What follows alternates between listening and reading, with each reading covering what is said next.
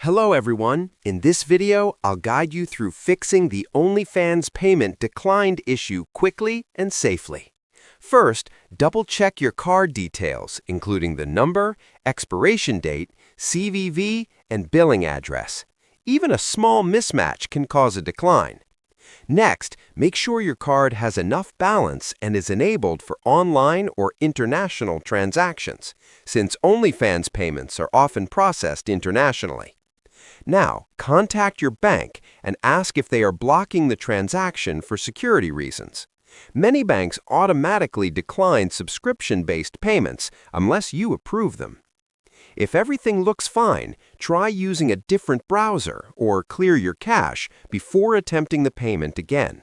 You can also remove your saved payment method and add it again manually. If your debit card keeps failing, consider using a credit card instead, as some prepaid or virtual cards are not supported. Finally, disable any VPN while making the payment, because location mismatches can trigger declines.